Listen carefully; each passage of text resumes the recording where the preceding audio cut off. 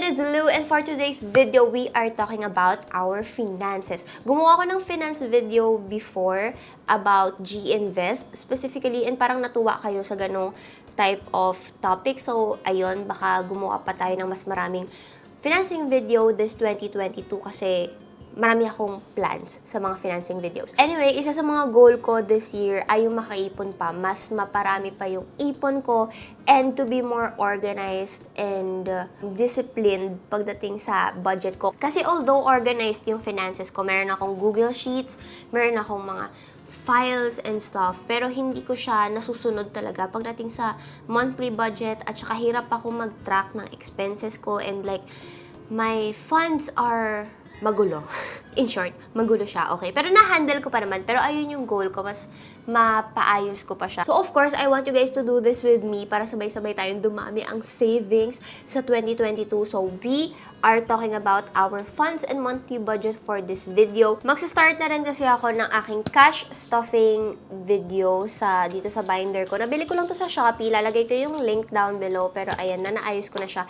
And inask ko kayo sa Instagram kung gusto nyong nood or gusto niyo akong gumawa ng video about sa cash stuffing. So, I thought, gagawa muna ako ng ganitong video. Parang generalized video about my funds para if ever na may tanong kayo sa cash stuffing natin. Kasi hindi naman lahat ng expenses ko ilalagay ko dito, of course. Meron naman tayong mga digital expenses, diba? So, ayun, baka lang may mga tanong kasi kayo dito na pwede kong masagot agad dito sa video pa lang na to. So, if ever you're gonna watch my cash stuffing videos, this is the first part. Watch this first. Ang dami kong daldal. Okay, let's get into it. So, first, we are talking about our income. Kung fixed income ka ba, kung per cut-off income ka ba, kung random day income ka ba. For me kasi, I'm a freelancer. So, random amounts sa random dates. So, kailangan ko ng tracker pagdating sa aking mga receivables. Ayun yung tawag ko. Yung mga projects na nagawa ko na pero nagwi-wait pa rin ako sa mga payment for me. Ayun yung iniintay ko every month. Ayun yung sinisingil ko every month. So, ito yung iPad ko. I-explain ko sa inyo yung aking Google Sheets. So, sa aking Google Sheets, nakalagay dyan, Chai income. Ako yung Chai. Ang dami kong palayaw, okay? Don't ask. So, anyway, meron ako dito date of income. Hindi ko siya nilalagyan ng specific date. Pwede nyo gawin yun kung gusto nyo. Pero ako, per month ko lang siya nilalagay. So, January. Description kung kaninong client ko nakuha yung payment, yung amount, and automatically naka-divide na siya sa 70, 10, and 20.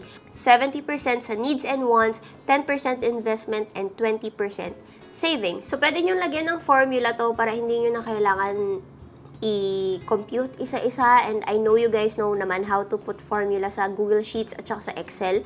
I use Google Sheets pala para I can open it anywhere. iPad, iMac. Sa phone, pwede ko silang open kahit saan. And pwede ko rin i-edit anytime. So, I've been using this setup, yung 70, 10, and 20% ever since June. I think ever since June. Kasi, syempre, last year, ito rin yung goal ko, yung mapaayos ko at ma-organize ko yung finances ko. So, nag-start ako mag-monthly budget last year. And of course, kapag mag-start ka ng monthly budget, kailangan mo pa siyang i-adjust, you know, mga ganong stuff. Nakadepende to sa inyo, okay? Yung percentage. Pwede kayo maglaro ng iba't ibang percentage. Depende sa inyo, okay? So, first, we are talking about savings because ito yung pinakamadaling i-explain. 20% of my monthly income na pupunta agad sa savings. Nilalagay ko siya sa separate high-yield savings account, meaning mataas yung interest rate. We have different digital banks dito sa Philippines. Meron tayong SIMB, Discartec, ING, yung mga matataas yung interest rates. Meron akong account sa SIMB. Nung nag-sign up ako sa kanila, 4% interest pa sila. So, monthly yun na merong interest. So, nakalagay lang yung pera ko doon, hindi ko ginagalaw, and nag-earn siya ng sarili niyang interest. Considering the digital bank, mas mataas yung interest rate nila compared sa ating mga banks, like yung mga BDO, yung may mga physical banks talaga. So, for investment, 10% of my funds napupunta agad sa investment. In this case, ngayong month, yung investment ko, mapupunta siya ulit sa savings ko because nag-overspend ako sa investment ko last year. Kasi di ba with crypto, meron kasi kaming Axie, bumili kami ng Axie team. So with crypto kasi, iba-iba diba yung, just like stocks, iba-iba yung price. So nung mababa pa yung price ng Axie before at ang baba pa rin ng price ngayon, nag-invest kami, bumili kami ng Axie team last year. So, wala pa akong fund for my investment fund. That time, like, yung 10% lang talaga ng income ko. Pero syempre, dahil hinahabol namin yung price, nag-invest ako from my savings. So, parang nangutang ako sa savings ko. So, ngayon, yung investments ko, diretso agad sa savings account ko to pay off yung ininvest ko. Para yung ininvest ko, magsistay pa rin siya dun sa investment bubble, sa investment fund ko, para hindi ko siya magalaw. And also, okay, mag-i-invest lang kayo ng perang okay lang mawala sa inyo. Okay? Because investment is very risky, depende sa kung saan mo siya ilalagay. May investments na hindi ganun ka-risky, merong investments na risky, and merong mga investments na sure ball na meron kang kikitain talaga. So that topic, hindi ko pa siya masyadong ma-explain sa inyo kasi personally, hindi ako maalam sa mga investments pa. Nag-venture out pa rin ako, nagre-research pa ako and stuff. So far, personally, investments ko, mga businesses ko,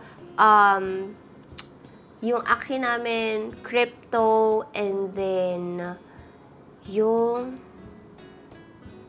lang pala.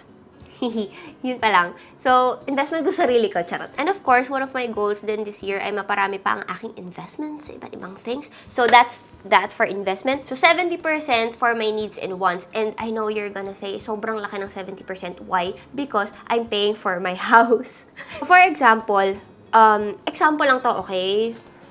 Hindi ito real life situation like how I wish. Ganito palagi yung monthly income ko. So, for example, kumita ako ng 100,000 last month, December yon. So, yung 100,000 na yon for my budget siya ng January, of course. So, nakadivide na siya 70, 10, and 20. 20,000, 20% diretso sa savings. 10,000, 10% diretso sa investment, which is napupunta na rin sa savings, as I've told you kanina. And yung 70,000, 70%, example lang to yung 70,000, dinidivide ko siya sa dalawa. So, 50% housing fund, 50% expenses. So, medyo mahabang explanation na to, no, your needs and wants. So, since kalahati siya, dito muna tayo sa unang part, yung housing fund. Even before ko pa binili yung house ko, meron na talaga akong fund na 6 months up to 1 year. Nakalimutan ko na yung exact. Basta, goal doon palagi, 6 months to 1 year, ng monthly payment mo, meron ka na agad nakatabi para hindi ka magigipit and hindi ka maghahanap, hindi mo kailangan mangutang kung kanino man para magbayad lang sa house mo. So ako, every month, nilalagyan ko na lang siya ng additional fund para tuloy-tuloy pa rin yung ipon ko dun sa housing fund ko na yun. And ayun yung number 1 tip ko sa inyo if ever na nag-iisip kayo bumili ng mga bahay, ng kotse, or whatever na big investment or big spending, magkaroon kayo ng fund. Okay? Para hindi kayo magulat, hindi kayo ma-stress. Ngayon, hindi ako nasa-stress pagdating sa mga monthly payment ko sa house since nandun lang siya sa checking account ko, and post-dated checks kasi yung binabayad ko for my house. So, every month, dinideposit lang nila yung check sa kanila and wala na ako iniisip. Basta monthly, nilalagyan ko siya ng fund. So, next, doon na tayo sa kabilang half, yung aking expenses. Dito na papasok yung ating cash.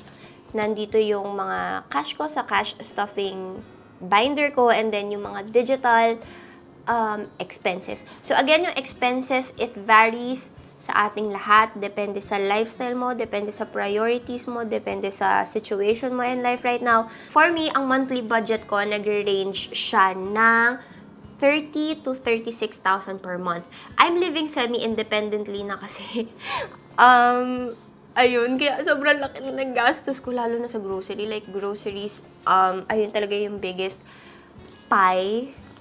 part of my pie pagdating sa monthly budget ko. Yung mga babanggitin kong amount, ito yung mga fixed, okay? Ito yung mga hindi nagbabago. So, first, meron tayo ng allowance ko for myself. Nagbibigay akong 3,000 sarili ko, 100 pesos per day baon. Para if ever na may kailangan akong bilhin, ganyan. Basta ayun na yung cash na nasa wallet ko. Or ayun na yung cash na pwede ko i-spend on myself per month. Anytime Fitness Gym, nagbayad kami 2,500 monthly. So for household, naglagay ako ng budget na 3,000 kasi Ito na yung sa house helper namin. Wait, nagbibigay din si mami sa house helper namin kasi baka isipin nyo, 3,000 lang binabayad namin sa house helper. Hindi, meron din si Mami Lulu, nagbibigay din siya ng separate payment niya. So, ayun, dito sa 3,000, ito na yung lahat ng kailangang gastusin, house-related. House-related. For bills, naglagay ako ng 3,000. Ito, average to. Minsan, malakas yung kuryente namin. Lalo na pag summer, sobrang lakas ng kuryente namin. Kasi, di ba, ako naman kasi may pinakamalaking konsumo ng kuryente dito sa bahay. Yung aircon, yung washing machine ko, itong PC ko, yung mga ilaw ko dito sa taas, nagluluto din ako dito sa taas, naka-induction stove ako dito sa taas, sila sa baba, naka-gas range. So, etong bills, may part din dito yung mom and dad ko, kasi meron pa silang separate monthly budget for family, for our house dito sa bahay. So, meron din silang part for bills. And then, next, yung credit card. Nagbabayad ako monthly credit card for my personal expenses na ginawa kong installment. Yung credit card ko kasi specifically for business lang siya. Yun. Dumating yung month na sobrang naluho ako sa credit card at ayoko na mangyari ulit yun. Sobrang nagulat ako nung dumating yung credit card bill ko and sobrang na-mess up niya yung financial stability ko, okay? Sobrang nagulat ako, sobrang laki ng binayaran ko sa credit card. So, never again. Itong binabayaran ko sa credit card for personal, ito yung mga things na binili ko na big purchases na gusto kong i-installment, kaya nilagay ko sila sa credit card. For online shopping, of course, naglagay ako, palagi nabubudo lang atin yung Converge internet, 1,500 na lang pala. 1,500 na lang internet namin. Meron akong Sun Life insurance na binabayaran ko monthly. Yung grocery, eto, malaki yung grocery. Ito yung pinakamalaki. And then, nagbabayad ako ng retainer fee ko for my accountant, Netflix, Spotify, and then Grab. So, yung Grab, diretso ko nilalagay sa Grab wallet ko para hindi na ako ma-stress. Minsan, kailangan natin mag-commute, walang masakyan. Kailangan ng Grab. And then, I also have my sinking funds.